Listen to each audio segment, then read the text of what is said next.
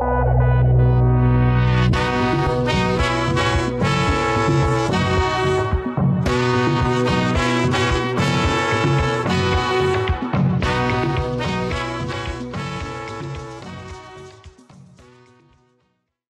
got lots to cover today, Mike. Yeah, looking forward to it. Yeah, so today on the show we got Mike Dillard, as you all know, and I want to start off. I want you to give people an idea of what your life was like prior to that pop, that click in your brain, and it's not the click that most people would think of, the inspiration, like aha. It was a much different one, and Yeah.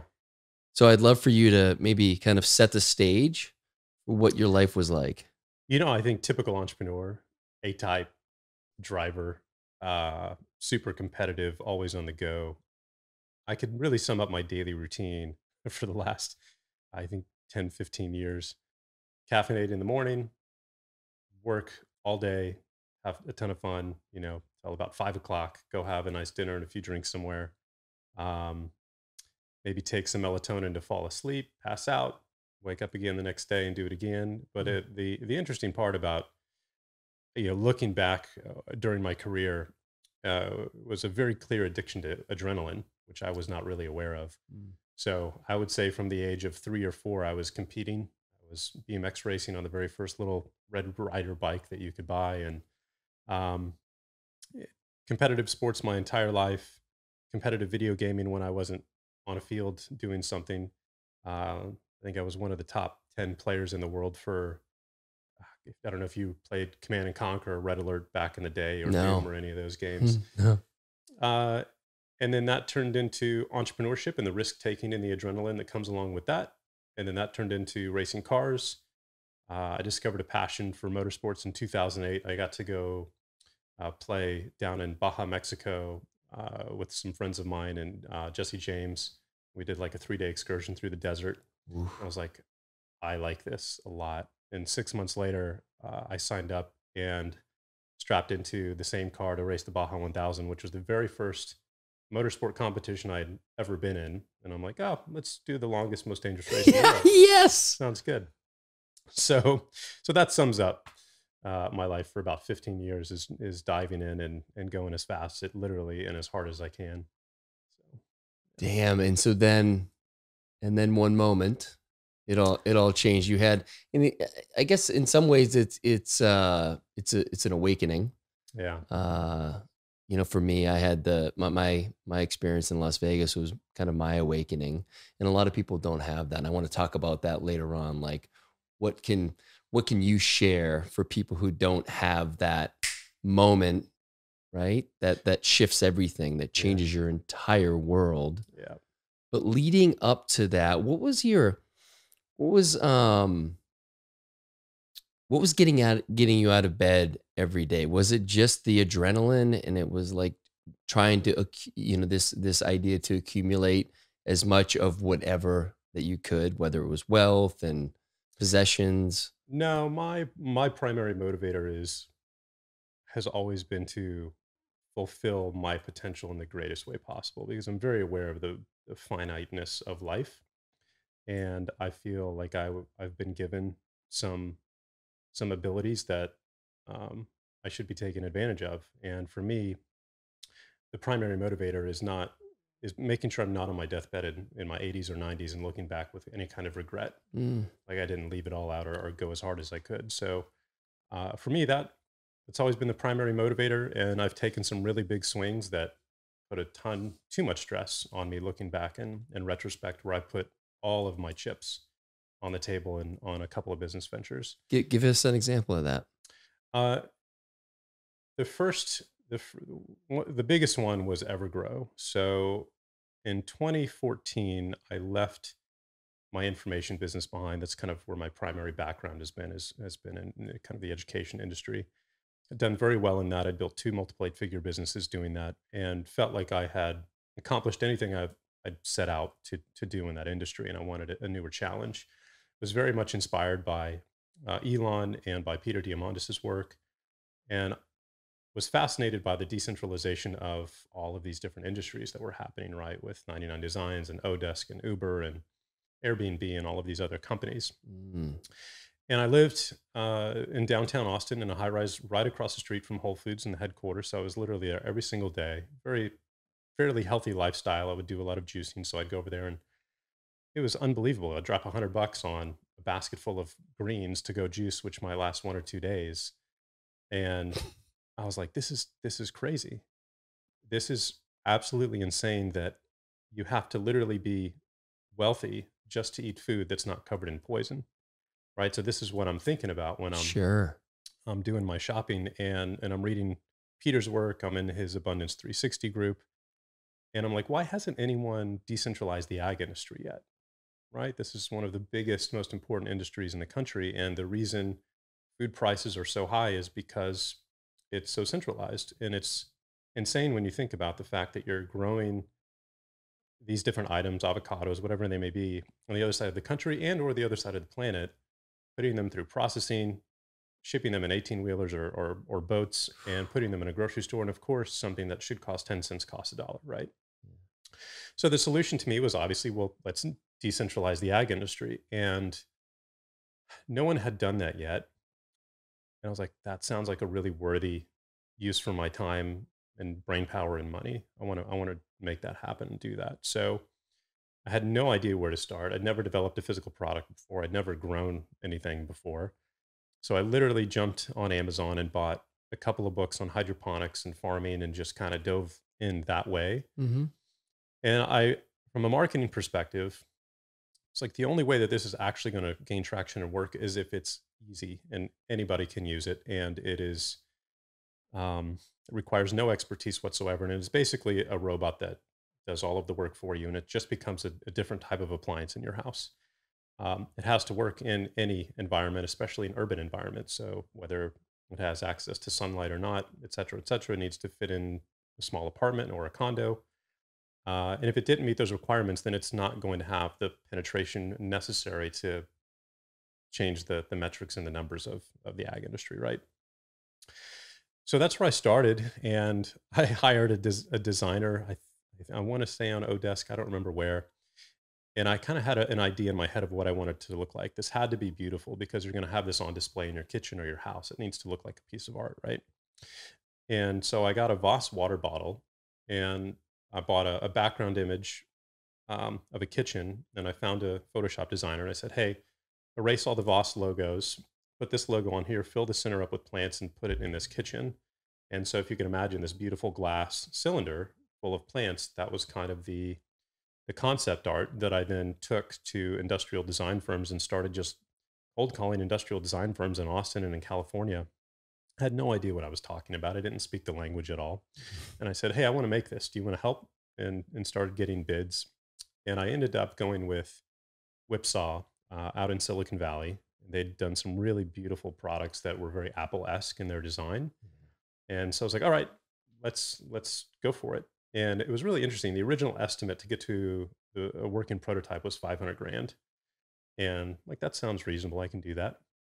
So we start This is all self-funded. hmm Yeah. Yeah, we start designing and brainstorming, and that was the most fun part of this project for me, is figuring out this puzzle of how do you take a certain amount of volume and design it in a way to grow the maximum amount of plant yield, to where there's room for the plants to grow, there's room for the lights to hit all of the plants, because if they start to grow, then it blocks the light to the plants below it. Yeah.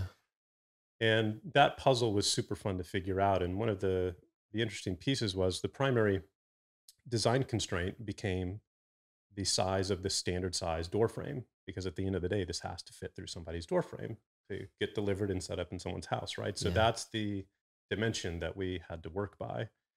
And it ended up turning into one of the hardest things in the world. And I realized why no one had actually done this yet. So, How long into the process are you at this point? I want to say a year and a half. Fuck. By the time we really start, because Whipsaw had never done this either. They had tons of tech experience, but nothing when it came to growing plants. And we're figuring this out from ebooks, right? Yeah. So that was a big mistake on my part. And I started bringing in experts after that. But it was only once we started running into dead ends and really big challenges. And what I didn't anticipate is the fact that you're having to manage the pH of the water and the nutrients that are going in. You're having to manage the nutrient levels. You're having to um, manage the light, and you're having to do all of these things in a living system. And what I didn't realize, or that I didn't really give proper attention to, is the waste cycle or the metabolic cycle of a plant. Like, oh, it's just uptaking nutrients and it does its thing, but it's also actually excreting waste, Oh which yeah. then gets recirculated through all of the plants. And some plants want a pH level of A, other plants want a pH level of B. If not, if it doesn't get that, then they look wilted and not very attractive, and not, it's not what you want to see when you're trying to grow food.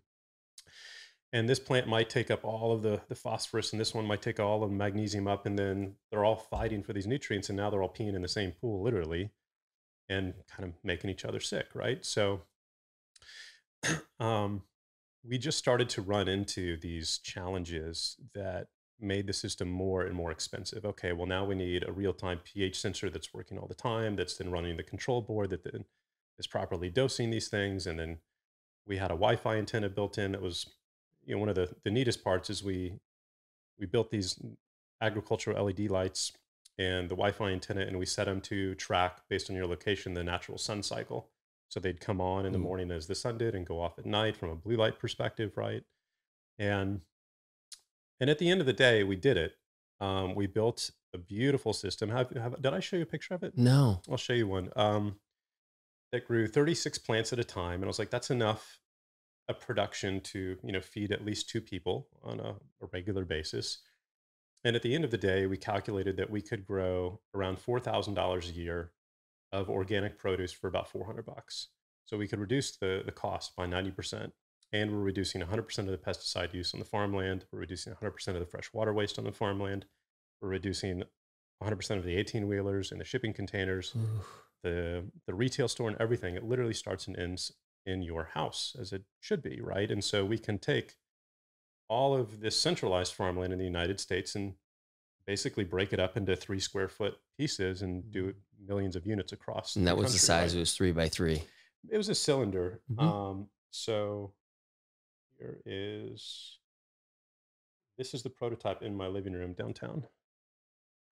That is gorgeous. Yeah, so it's like something you'd want on display, right? Yes. Well, now, it's a cylinder, so how do you access the plants in the back? Well, now we had to figure out a way to spin the entire thing while the water and the wiring doesn't turn, and it just became this massive Rubik's cube that 2 or 3 years in is now well into multiple seven figures. And I'm like, okay, guys, this is getting to my breaking point from a stress level and financial level.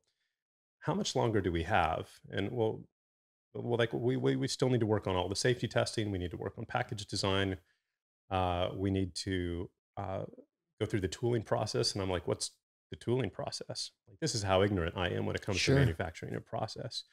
Like, well, we have to make the tools that'll eventually stamp out the parts, right? The Which are molds, fucking expensive. I 50, learned it. 50 to 100 grand a piece. Yes. Yeah. I learned about that. We were looking at doing some cold plunge pieces, to really kind Yeah. of bring that to market. And it's like, as you start adding up the tooling, it's astronomical. Anyway. And then insurance. What happens if a kid starts to climb up this thing and it weighs like 150 pounds and it falls over, and then, like, just all of this different stuff, right? That just kept coming into play.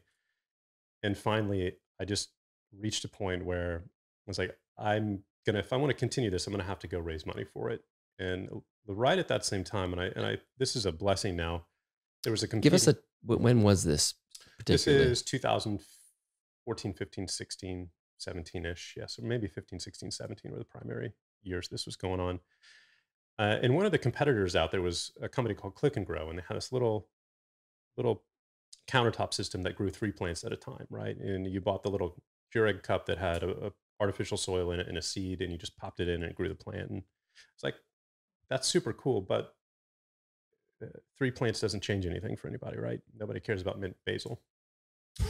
Well, so that's what I'm thinking this whole time, where I'm like, they're going to be my primary competitor. And then right as I run into this decision point, they come out with 3 more systems that grow 9 plants, I think 27 or 31 plants and 54 plants. And they're, a Y Combinator backed company. They've got 25 people. They've got $15 million in funding. They've been in this process for 7 years. They've got universities all over the world that are developing their seed and their soil formulas. Oh, shit. And I'm literally doing this from my laptop in my house, right? Yeah.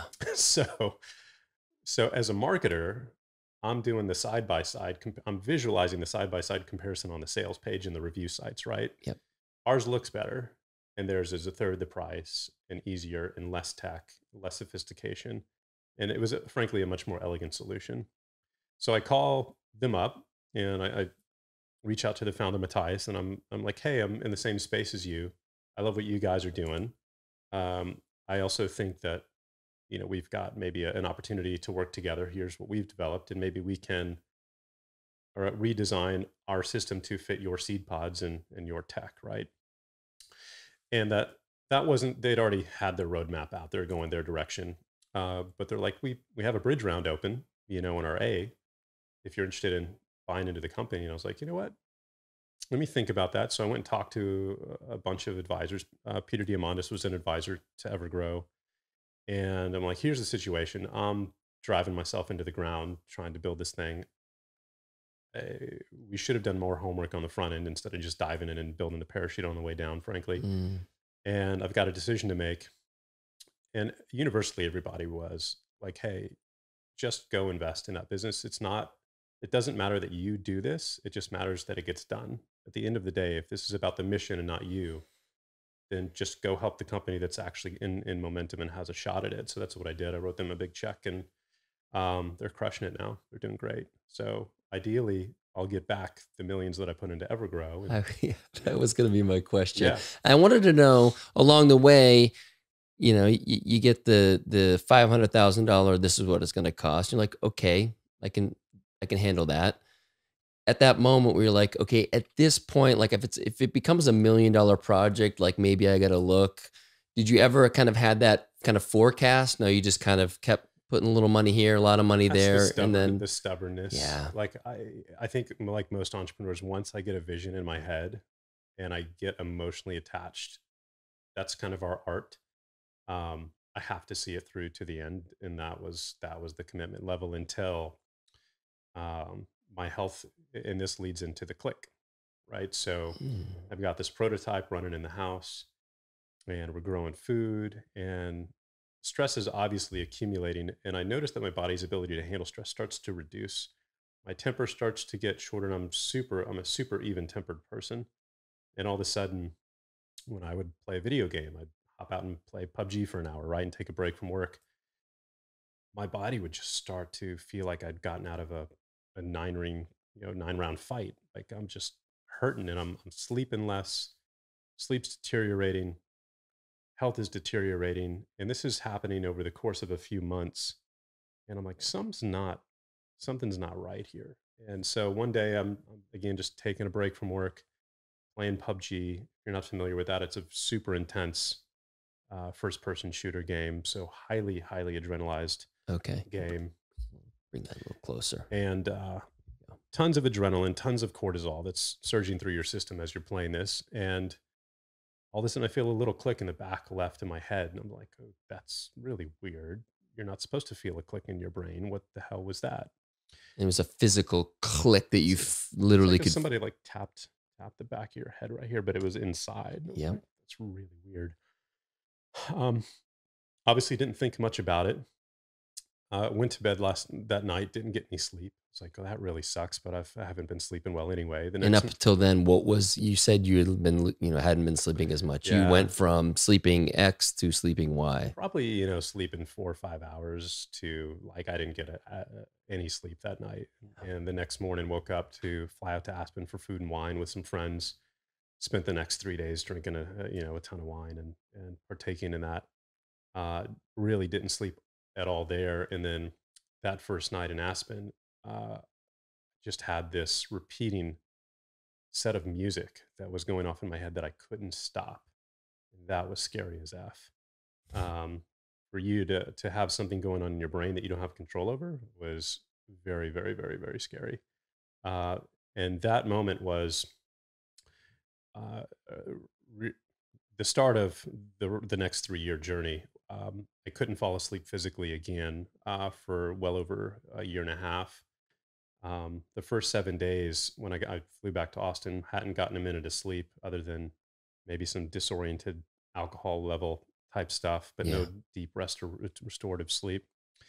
And by day 7, I'm on my couch. I feel like my body's shutting down. I feel like I'm going crazy. I don't know what's going on. Um, and I don't know what to do. My doctor has no idea what's going on. He gave me a prescription for Ambien and Xanax, which I've never taken before. I'm not into the pharmaceutical stuff. That helps one night for a couple of hours. The next night, it doesn't help at all. So I'm taking 20 milligrams of Ambien and I'm taking twice the normal dose of Xanax. And that got me about 45 minutes of just surface level lucid dreaming. When you say twice the normal dose of Xanax, is a normal dose 1 bar or no? Because I've had a quarter of a bar once, and that was like enough to knock me out. So it was too full. Yeah. Fuck. Yeah. So that's not working. And now what else do you do? So my life basically went from Aspen Food and Wine and building this amazing project to being stuck in bed all day, then moving to my couch all day, and then just going back to bed and wondering what's going on. Within a few weeks, that turned into suicidal stuff because uh, it's like you lost your mind and you can't sleep, and that literally is a form of torture, right? Is sleep deprivation. And so started talking to every doctor that I could. And the really scary part is when you get on Google and YouTube with your symptoms and you cannot find a single piece of information or person that has the same symptom. That's like that almost never happens. Exactly. And the worst part is now you don't have hope. The hardest part of this is it would have been much better if someone had said, "Hey, man, you got cancer or whatever." Like, okay, we know what it is, and we can go address that. When you go to 5 doctors, like, I've never seen this before, I don't know what to tell you, and you can't find anything online, then that gets super scary because what do you do, right? So that was the beginning of the next chapter of my life, but that went on for almost 2 years. And unfortunately, I just put all of my money into Evergrow, right? Millions of dollars of savings went into that project. And now that's done. And I've still got 40, 50 grand a month in overhead, personal employees, all of that stuff. And no business revenue. I can't function from a business perspective. So it just literally became a game of survival. And if someone had an idea, I would go pursue it. So over the next 18 months, I did 9 ketamine IV sessions. I did my first MDMA session. I did EMDR. I did transcranial magnetic. I did hypnotherapy. I did float tank. I did meditation. You name it. I said yes, and I went and did it. And so we're talking like 2017 into 2019. Is that the time frame? 2000, June 13th, 2018 is when the click happened. Okay. Yeah. And when you said, soon after you had suicidal thoughts, like what, like when did they subside? Like what was that experience like? Because it's not like, That was the Xanax and the Ambien. Because I noticed, so as soon as, thank God, a good friend of ours, Hal, um, yeah.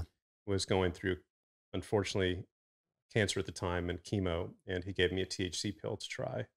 And that probably saved my life because that got me about 3 hours of sleep the very first time. And it's what allowed me to get off of the Xanax and the Ambien. And as soon as I got off those tendencies went away. No shit. Yeah. Wow. So when people talk about that, like, hey, this stuff can make people suicidal. Yeah, literally it can. So Thanks to hell for that. Yeah. yeah, yeah. So that was a one big turning point. And so about 12, 13 months in, the biggest lesson from this, I met an amazing woman named Christina over at Aubrey's house one time. He was holding an event, and I dragged myself over there for God knows what reason. Now it's very serendipitous, but I'm barely functioning and I haven't slept in days, right? And I'm just kind of stumbling around his house trying not to look weird or like an idiot. And I run into this really nice woman and I was like, "Hi, I'm Mike. I'm Christina." And she's like, what's going on in your life? Well, I'm having these sleep problems. I felt this little click in my head and I haven't been able to sleep in a year. And she's like, oh my God, the same thing happened to me 5 years ago. And she's like, did this happen and this happen and this happen? I was like, yeah. She's like, that happened to me walking off stage after giving a presentation. And you're the only other person in the world that I've ever met that has had that same set of symptoms and issues. And so I'm like, Yeah. right? Like, This is my person. you're healthy and you made it. What the hell happened and how did you get through it? And it turned out hers was severe heavy metal toxicity in the brain. From Not sure if it was environmental or food or whatnot, but she had heavy metal poisoning to it. She was in a hospital for probably 5 or 6 months, almost dead, as they were figuring out what was going on. But same thing, she couldn't sleep for over a year and body was shutting down, all of that good stuff. But she made it. And so I'm like, tell me what you did. And one of the things that helped her the most was ketamine therapy. I was like, tell me where to go. So signed up. Dr. Womack here in Austin went to her office and started doing that. And those are not cheap. At least with them, it was over $1,000 a session, right? Yeah, they are expensive. Supervised in a doctor's office, right? It's not like a casual clinic you're going into. Yeah. And the interesting part about what I was going through is essentially there's a neurotoxin that's going through my brain, and I'll get to the source of it here in just a little bit. And it's lighting up your limbic system, so your fight or flight system, because your brain senses and your body senses we are under attack. And essentially we're being eaten alive by a tiger. That's why I can't sleep, right? Like you cannot go to sleep or you're going to die. And that's the way that it's stimulating that portion of the brain. So it's just releasing adrenaline and cortisol 24/7, as if I'm running down the street from a wild animal, even though I'm laying on the couch, barely functional, right? So I go into that first ketamine session and I have no idea what to expect. I know this is an animal tranquilizer, and you've heard about K-holes and you've heard a lot of, I'm sure. I didn't know any of that stuff. Okay. Yeah. Like, I'm like, okay, this is going to make me sleepy and sedative wise. I'm like, okay, sign me up. Yeah. They put in the IV and I'm in a nice comfy lounge chair with a blanket and they turn the lights down and the nurse sits down next to you. And I remember turning the IV bag on. And as soon as it hit me, I grabbed her arm and I'm like, holy shit, this is not what I was expecting. Yeah. Because you're going to somewhere else and you're about to lose control. Yeah. And I, with my brain already in fight or flight, I'm going under at that point. And that turned into one of the scariest experiences of my life, where I went through the whole ego death. I K-hole where I'm in a time warp and I'm never getting out of here. So I had to say goodbye to my son and my family. And I'm sorry. I like you mentioned on the show, I did this to myself. I shouldn't have. Maybe it's interacting with the medication. Yeah. And now they're going to have to wheel me around as a vegetable and I'm going to be trapped in my head for the rest of my life. Like that's what you're doing in this experience. And I'm seeing just horrific visuals, blood and people dying and just very scary stuff. And an hour-long session felt like a year, right? You're stuck in this situation. And I remember about 40 minutes in, I finally managed to eke out the word help. And the nurse could pick up on that. And so she shut it off and I came out and then was just in tears for the next hours. Basically went through this hugely traumatic event with strangers that I don't really know in an environment I've never been to. And it's not like you're in a ceremony room with sage and And for people, for context, like when you said, you lose control, it's not in the context that we think of, like you're out of control. It's literally you lose the ability to function in a way that you normally can, and your body, everything just shuts down, and you're really rendered kind of incapacitated. Yeah, except your brain. Yeah, and exactly. And then there is no way to really great way to prepare someone for it. You can try to describe it. They probably didn't do a terrific job. There are probably other ways to really try to, but it's like anything. When you've done other psychedelics, you have the experience, and then it's even hard to describe. They call it ineffable, but I wish I would have just if they would have given me some expectations, hey, you might experience this, or you might have thoughts like this, or you might, have this situation. If that happens, you're totally safe and everything is fine. Just breathe and don't fight it and go through with it, right? Because so when those expectations weren't set, I don't have any Oh context. And so yeah. I'm like, oh, this is bad. Like it's not supposed to be like this. And then you get in this fear spiral that and now I can't get out. Now I'm trapped and now it's just spirals, right? And so I wish they would have done that. And in hindsight, they also intentionally don't do that because they just want whatever is in your brain to come up and come out. And they don't want to influence it in any way. That's so interesting. And so I get it. It's like, which do you go with? And for my choice, I would have liked expectations because then I could have at least learned how to let go. And it's so funny. As I went back for session 2 and session 3, that was hard as shit to go back and re-volunteer to go through the scariest thing Fuck you've ever yeah. been through. But it's like, if this is what's going to get me better, then I'm in. And I'm like, oh, after the second one, the second's still more of the same. Came out of that in tears, like, I don't want to do that again. And now I'm like, I got 7 more of these things to do. And I'm doing 2 or 3 a week. And the worst part is I'm doing it alone because, I don't have anyone in my life that really understands what I'm going through, or they're all at work. And I'm doing this in the middle of the day. And now I've got to come out of the situation and get in an Uber with a Holy stranger. shit. That's And hard. yeah, yeah. So, it was a very lonely, scary experience that went on for 9 sessions. And the interesting part of ketamine is I don't want to give people the wrong context here, the wrong expectations around this. Over the course of the 9 sessions, it was like a journey, and the first 3 were incredibly scary. 4, 5, and 6 were like, oh, this isn't that bad, and I started to get a lot of positive messages and visions from that. Um, and then 7, 8, and 9 were really positive and just about tribe and family and a new beginning and new birth and just very super cool. And the last session was like, we got nothing else to do. We're bored. Like we've done. So what I envision now that really happened and experienced is that it did its job, meaning it went and took all of the fear that the brain had stored up, processed all of that. It then got to work on other parts of stuff that had probably been there since childhood. It worked on that. And then at the end of the day, it was like, okay, we're done here.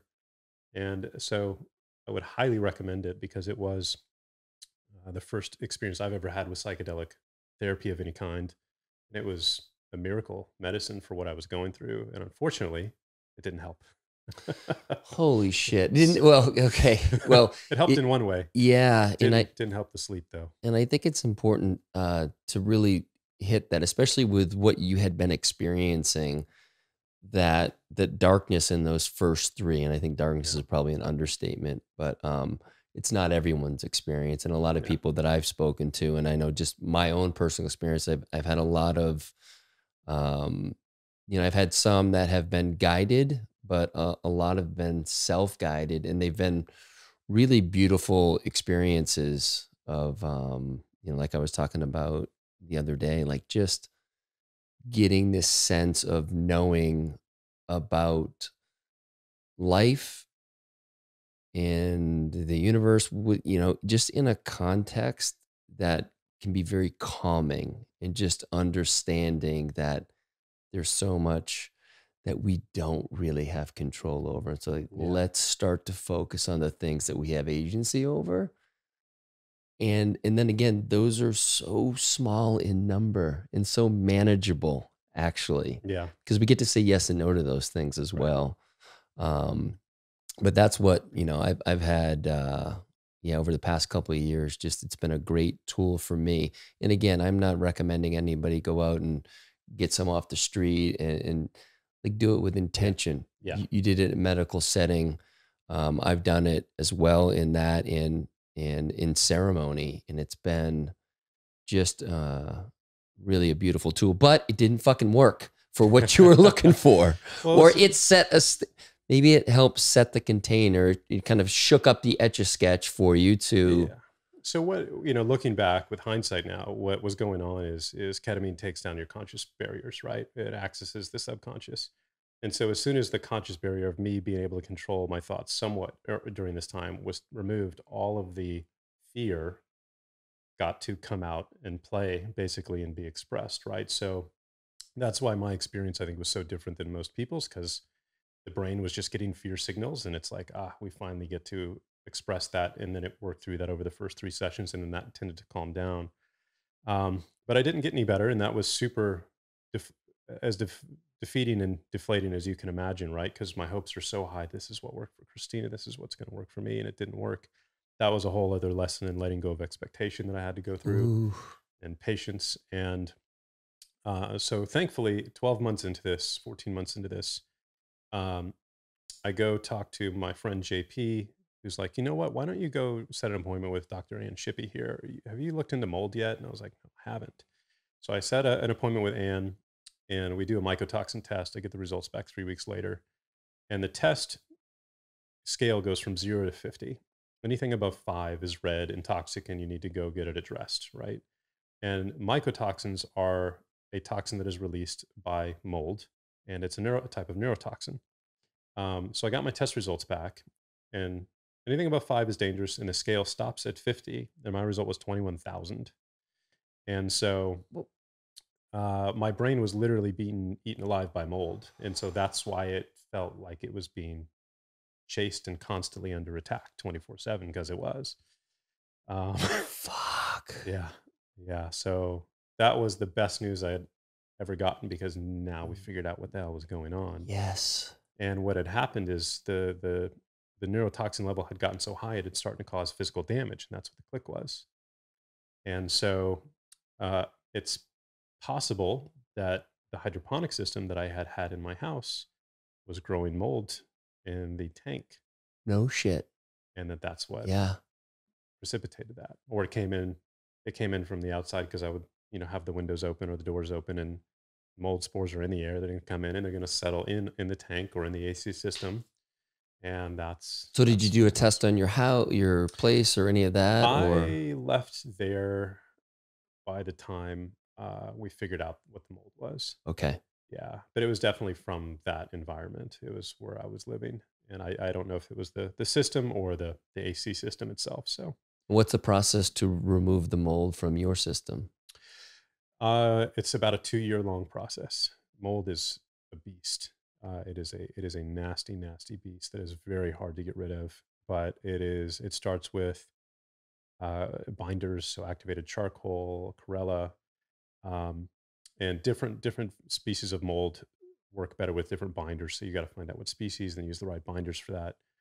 And then supporting your methylation cycle, so Sure. glutathione drips, NAD, B vitamins, whatever your body can tolerate it. And at that time, my body could not tolerate anything. Um, I had to go on an autoimmune diet, which was one of the best things that I did. So no sugar, no alcohol, no gluten, no dairy. And for me, that was hard, because I lived on cheese and a glass of wine or some tequila every night. Yeah. Um, and those are all of yours. So that one of the most interesting parts about this, Cal, is it was an event that forced change in my life. And a lot of us like to pursue change voluntarily.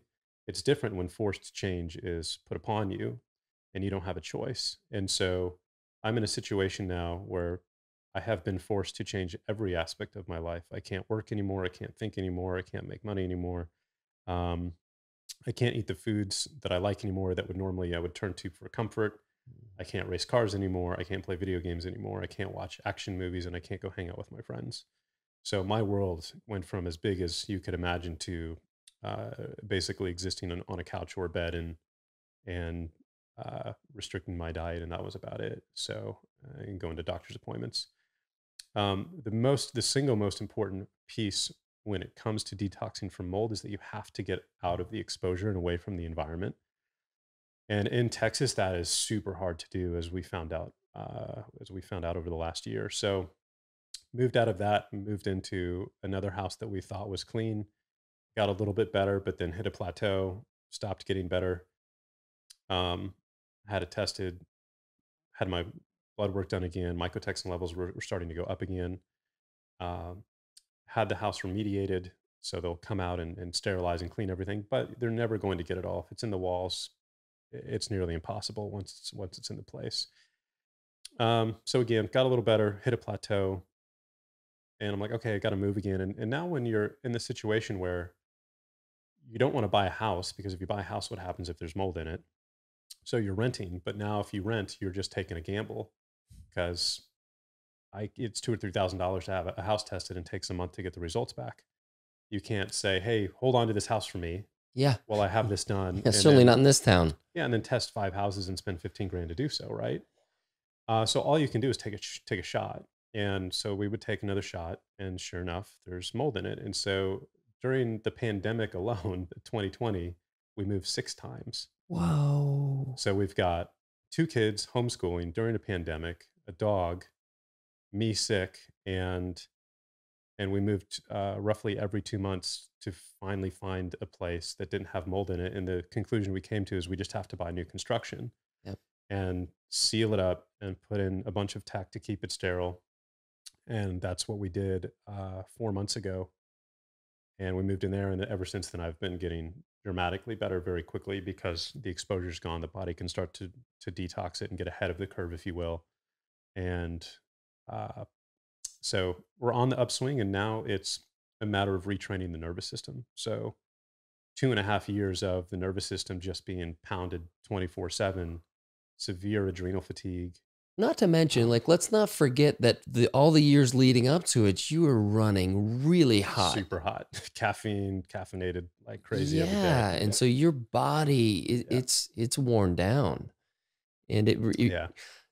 it calls to mind a really good friend of mine who's actually been on the podcast, Ryan Frisinger, who's here in Austin. Mm, He had a similar thing happen with mold, and much like you, I mean, it changed his life. yeah. You know, for him, he actually went into the study of, he went deep into health, and he has a clinic here in Austin where he treats all types of people with Mm, autoimmune mm, diseases, um, high performing athletes, professional athletes, but people who got to a point where you're at and they're like, I don't know what else to do. yeah, Nothing else is working. Western medicine isn't working. And um, but he came out of that the wounded healer. And he's the right. guy who knows now because he's experienced that. So all of the doctors I work with, same story. They all had severe life-changing mold experience, and they literally became doctors as a result of that. Ann Shippey was working for IBM, and she went through this and then became a functional medicine doctor. Um, so I'm not smart enough to do that, but I could see how so many folks have gone that direction. But this was the hardest thing I've ever gone through. It stripped every aspect of my life, from my ego to pride to confidence to money to all of it's gone, and I had to learn to let go of everything. And one of the best parts about this is I got to do my first MDMA therapy session during this process. And that was the single most life changing thing I've ever done. It's like, oh, okay, this is amazing. And that started the rebuilding process of healing tons of childhood trauma, all of the drivers that were had me addicted to adrenaline my entire life, and all of these connections and ego things, right? Got to start to be cleaned up. So that combined with all of the other therapies I did about 2.5 years of therapy on a weekly basis. Um, that has turned into the best thing that I've ever gone through. So yeah, that's been cool. Yeah, you kind of had to blow everything up. And I think now that you're where you're at right now, and I know you said earlier you're still not sleeping great. Getting so if you were to ask me from an intuitive standpoint, the mold chapter is over. I really feel like the body's healed from that. But after 2.5 years of the nervous system being in that limbic loop, if you will, it's just that's what it's used to. It's used to that pattern and that cortisol level, and so now it's just getting that back into balance. So Reiki and acupuncture and yoga and meditation, and so that's the path that I'm on now, and I feel really confident that that's the last piece of the puzzle here. Probably take 2 or 3 good months of work, but there are systems out there from people who've previously gone through what is referred to typically as a limbic loop, specifically a woman named Annie Hopper, developed a system called the dynamic neural retraining system. And this is also at the root cause of chemical sensitivities or fibromyalgia or any other kind of weird autoimmune type stuff. It's absolutely amazing. But if you go through her work and her testimonials that she has, it is really just a result of the brain getting out of balance and sending the wrong signals and getting stuck in this loop where it's constantly sending this fear spike, and it just causes havoc on the rest of the systems in the body. And if you start to retrain the brain, then all of that stuff goes away, and it can happen really, really quickly. So that's where the focus is now. And it's still a yeah, like what's part of that that kind of container right now for you to continue to work with that? What other things are you doing to support it? Continuing MDMA therapy about once a month. That's phenomenal, but at the same time, it's really hard for me. Even if I start at 10 in the morning, I'm not sleeping at all that night. So for me, it's a 48-hour commitment, which is not ideal. But the benefit that comes from that is worth it, because at the end of the day, right now, what I have to do is reprogram the subconscious and to let it know that, hey, it's you're safe now. We're not under attack anymore. You can relax and you can go to sleep. You don't have to be on guard all the time. And the process to do that for me has been DNRS, MDMA therapy, and hypnotherapy. And so, yeah. Okay, so with that in mind, your life has obviously changed completely. And as I mentioned earlier, as hard as that has been, right, and as challenging for me as the Las Vegas Yeah. experience was, like we really had the benefit of having our egg cracked open and say, okay, this isn't working anymore. In my way, your way of operating, like it was, where was it getting me? I was, I was going to end up with a heart attack going down the back straight of Circuit of the Americas one day, like yeah, 100%. you had attachment to all these things. This Yeah. doesn't mean we don't care about these things anymore, but like we have that separation because those things don't hold us anymore. Those things, my attachments did dick for me when I was in Las Vegas. Right. Everything fell away. Yeah. And I was like, oh shit. What, like my whole belief system got called into question.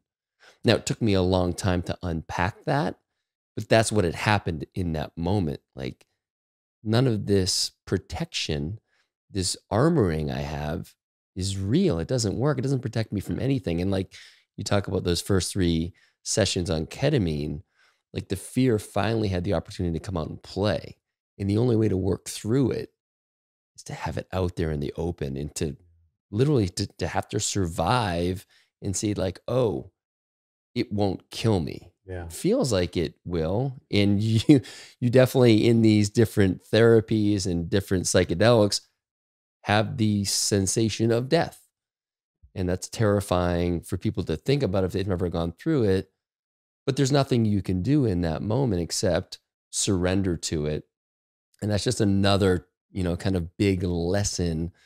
When done properly, these tools can really teach us, especially people like us who have that driven kind of type A, try to make everything happen and don't stop until it's completed. Like sometimes you need to surrender.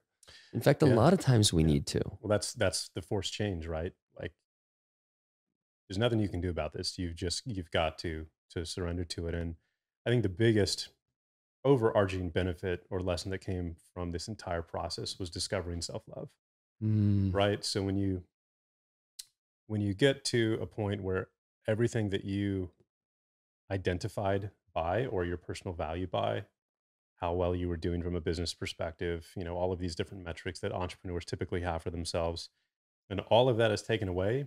The analogy I put is like Cersei from Game of Thrones, right? Walking through the streets completely naked, where she was the once powerful queen and got stripped of absolutely everything and was literally just left with nothing but herself. Um, Having to go through that experience was unbelievably hard, but the single most valuable thing that I've ever gone through, because I got to a point where I was enough for me without without despite the amount of money I was making or the car that I was driving or the house that I lived in or whatever. There was no other outside source of value or validation that was required. And that was the biggest lesson from all of this, because once you get to that point, then you're completely free, right? You're free to do whatever you want without there being these unhealthy motivations behind them, right? Yeah. So that And you was cool. tap into who you really are, your essence, right? We've Yeah. talked about this before, Yeah. but I like to use the analogy of the mountain, right? I think everybody who's striven, is that the right word? When we strive, we kind of think about that mountain and we get to that peak. And then when we get to that peak, what do we find?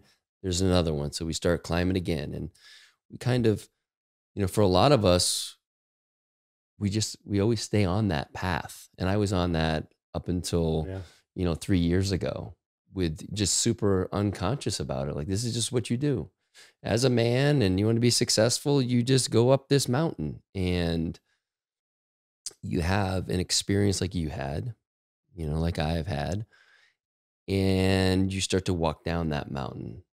And as you're walking down, right, you're starting to shed things because you don't need all the gear, because it's getting a little warmer. So you're starting to shed what I like to think, these attachments that we have to these other Yeah. things.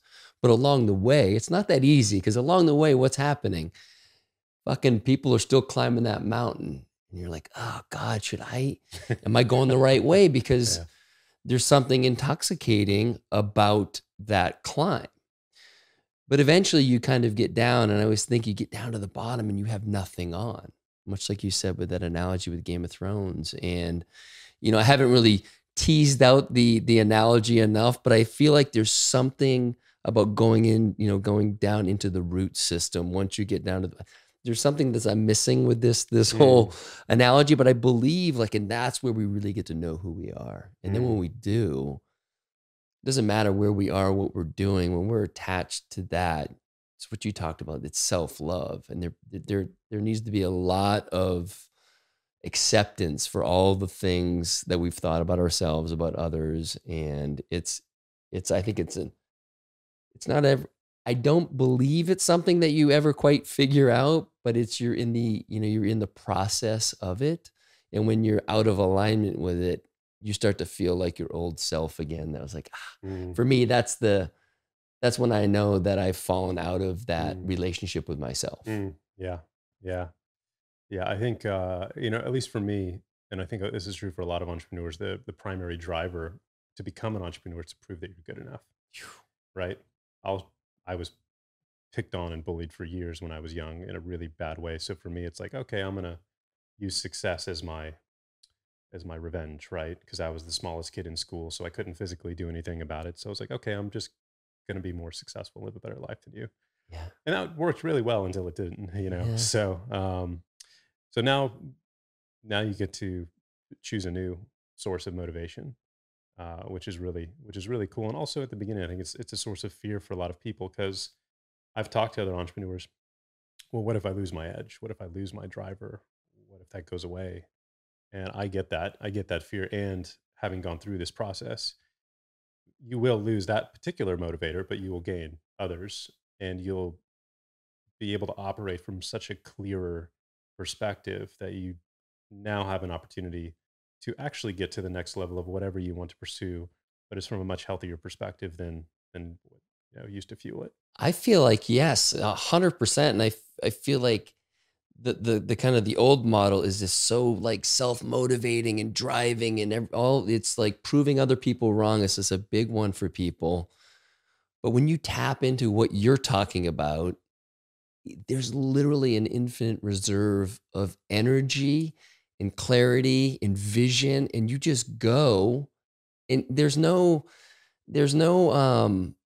worrying about what other people are doing and using that guy to motivate me to go. Like, you're just doing it out of, and we talked about this, just out of fucking pure joy, because it's fun. And it doesn't mean you're just out there dicking around, but you're having so much fun that you wake up and you can't wait to do it, but it comes from a different place. It's from the heart. Like, this is who I am, so I guess that leads me into some stuff I wanted to ask you about with regards to success. What does success look like for you now? You're an entrepreneur. You've been it your whole life. Like, what does it mean for you to be a successful entrepreneur?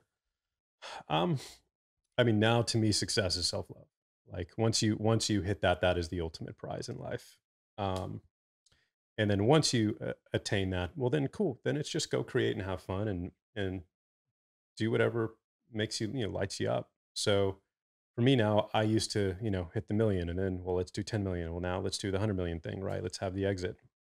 I could give a shit about any of that stuff now. So um, for me, it's just what do I want to wake up and do every day that I think is gonna help move humanity forward in some form or fashion. And I've dropped all of the grandiose, plans to have the $100 million business and uh, yeah, it's just coming from a completely different perspective now. So I think that's it. I think success today is being free of your past and any of the baggage and demons that come along with that so that you can go pursue all of the best in life with a much healthier, lighter perspective. I think that's the ultimate win. So paint a picture for me. Something just came out for me. So let's say you're creating a business Mhm. and you're raising money, and the old you would have said, okay, we're at a million, we're going to 10, and this is the path to get to 100. And, you get everybody kind of on board and it makes sense. Like you go into that same room, same concept. How do you get people on board?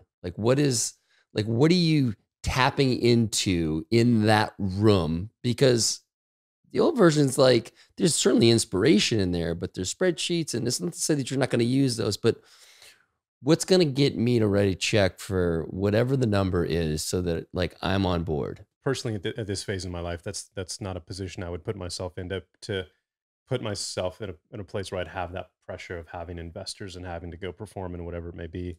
But I love how Elon approaches Tesla. Right, for him, it's all about the mission. We're not here in the beginning specifically. Hey, we're not here to make money. We're here to light the fire for the next chapter of the automobile industry and to electrify the world. And that's our mission. And if we make money in the process, great. But that's not why we're doing it.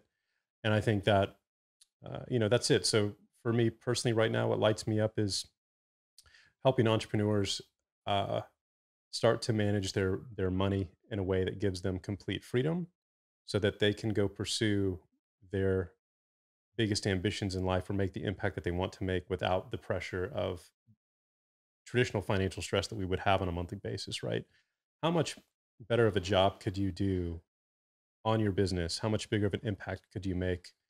How much more care and time could you give your customers if you didn't have to worry about money on a monthly basis? You could just put 100% of yourself into the service in the ways that you want to be of service.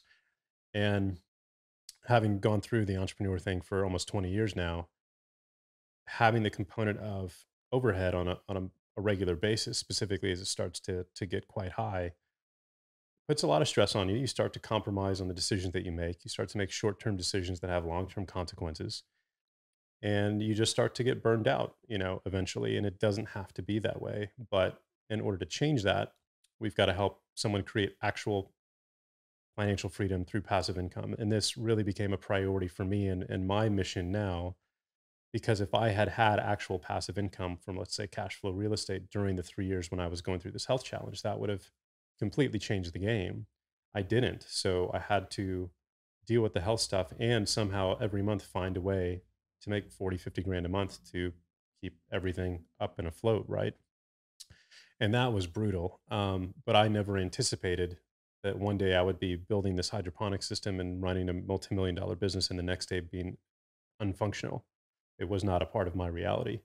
And so having gone through that, my goal now is to really help entrepreneurs identify what is their subconscious motivation, what are their neurochemical habits and addictions that they have that are driving this lifestyle of go, go, go, push, push, push, constant risk taking, and to Mhm. really set them on a path that financial freedom is the goal so that now you can do your best work without that pressure and you can work on yourself and every other component. So for me, that's what's fun and that's what lights me up and yeah, Well, what we're doing. yeah, speaking frankly, Yeah. you know, thank God you went through all that Yeah. shit, because now you get to share that same thing. It's more medicine for others that Yeah. that you're not reading in a book, you experienced it. Yeah. So now when you talk about it, and there's truth in that because it's your truth.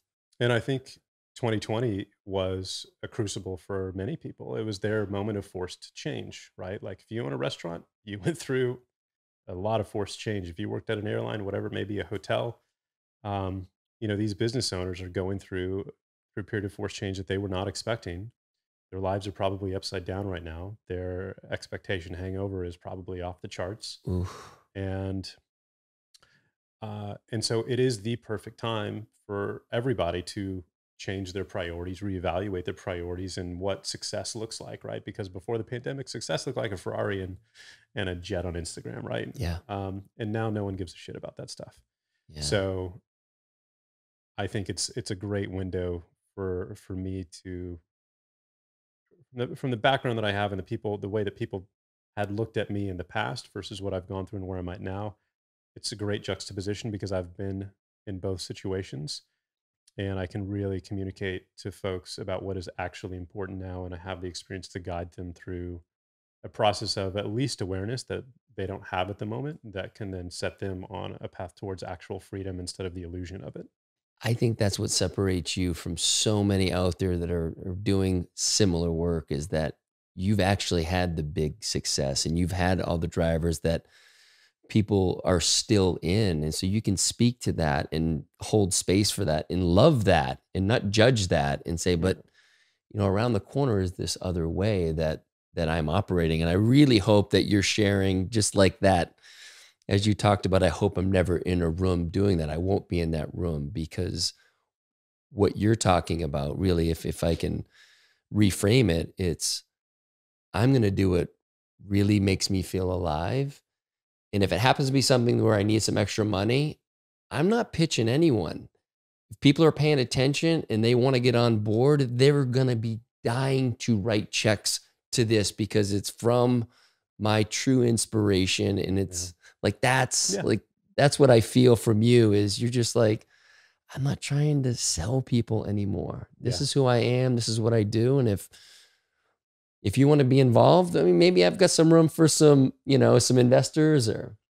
Yeah. It's just it's a different goal now and a different game. So it's all about creativity and fun. Michelle and I want to, uh, and if you want, we've got time still. I know we're Yeah. talking about crypto. We're planning on cashing out at the top of this next cycle, and we just want to. She's phenomenally talented at interior design, and that's her passion. I love the creative process and design process around anything, whether it's Evergrow or a house. So we want to get into the short term real estate industry, and we just want to set up inspiring, amazing properties in the prettiest places on the planet and turn that into kind of a boutique brand, if you will, Amazing. and just be creative and have fun and enjoy that. And it's also fulfilling the goals we have from a passive income perspective, right? So, Awesome. Well, and before we go, I do want to tease a little bit. We're gonna, my business partner Ty Ward, and I are gonna sit down with Mike after this episode, and we're gonna record an episode for the forthcoming Unlearn Ventures Radio, and we are gonna get into crypto because Mike's had a lot of experience. Fascinating, just learning what I learned from the amazing video you've put out. But before we kind of move on to that, I'd love to know, your son's 10 years old. mhm. I'd love to know what that felt like. For me, it's oof. Yeah. As a dad, Yeah. my son just turned 18, Yeah. and my wife had our 15-year-old son put together a video for him, and it was 3 songs, and it was 12 minutes long. And Mm. there's one song in particular, by Big Red Machine called I Won't Run From It. And I've heard the song probably 4 times since then because I listened to it, and I literally bawl every time because Mm. all I can think about is him Yeah. and him through the years. Mm. And so hearing you talk about, your relationship with your son and how hard that was for you really, really hit home for me. And I would love for you to just share whatever you feel, what that was like for you. Um, yeah, it's hard because you're thinking of, hey, here's all the stuff I'm never going to see, right? If I don't make it through this, and it was a life or death battle for 2 years, and not being able to participate in any way was really tough. So, I mean, my relationship with him for the first 2.5 years of this event was literally sitting on a couch and watching Netflix all day. Like, we didn't go to parks or do anything, interesting or play. And I live downtown in a condo. There's nowhere to go downtown with a kid, right? So um, that was brutal. Luckily, his mom is super supportive, and she made up for a lot of that, attention that he did not get. And so it's going to be very interesting to see when he's around 18 of what that period of my life was like for him, and kind of how that affected him. Um, I think we do a pretty damn good job from a communication perspective with him, but I'm sure it had an impact.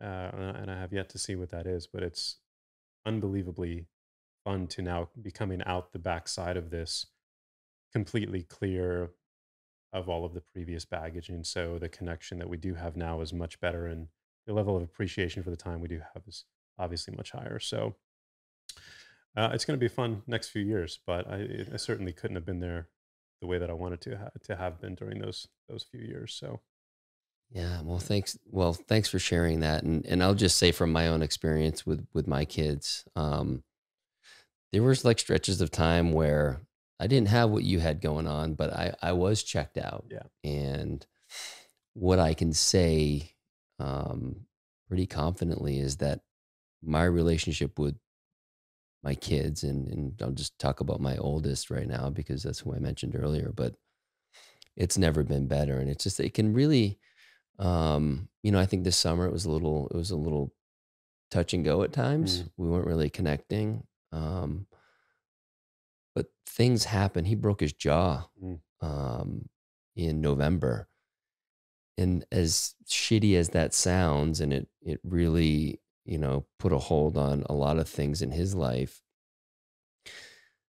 that experience and what how we shared in that together, um, I think took our relationship to a place that I didn't know that it would ever get. mm, And and so just like you said, like moving forward, like if we can just let go of the past, it's like don't, and I think what you're saying too is like don't just forget about like what are the lessons from the past, but moving forward and not letting that hold like for me, I just try to hold space for all the ways that I did or did not show up right, throughout his life. yeah, And just know that now I'm super conscious and I'm able to be the dad I want to be and have the relationship with hmm, him that I want to have. And so, yeah, I would say don't sweat at all. Just from my own experience, don't sweat at all, whatever that was like,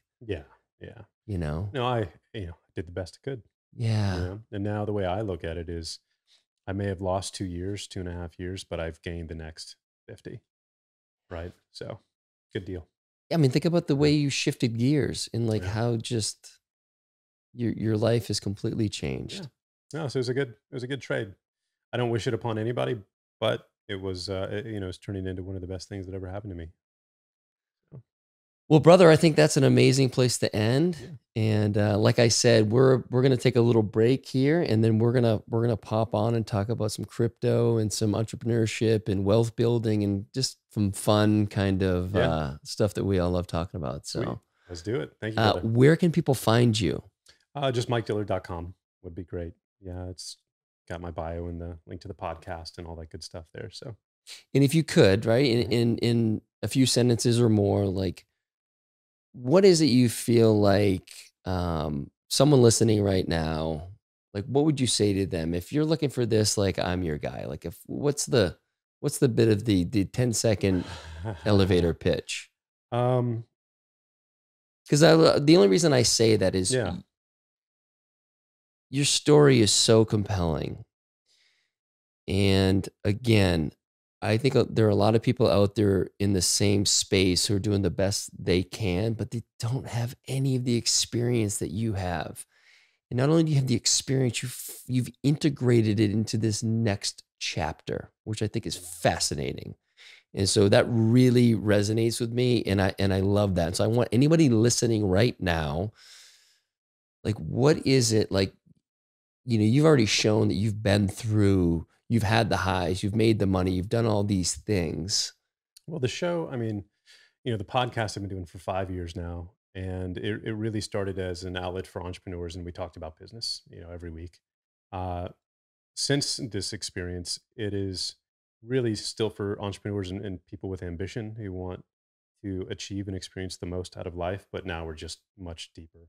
We're having conversations like this instead of split testing and stupid internet marketing stuff. It's about deep work. It's about finance, relationships with money, relationships with your kids, with your partner. And it's a really eclectic mix of topics.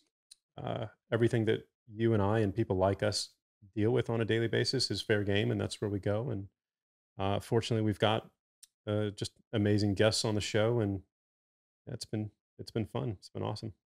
Awesome. I love it. Thanks so much for coming on today, You bet, brother. brother. Thanks for having me. Yeah, much love.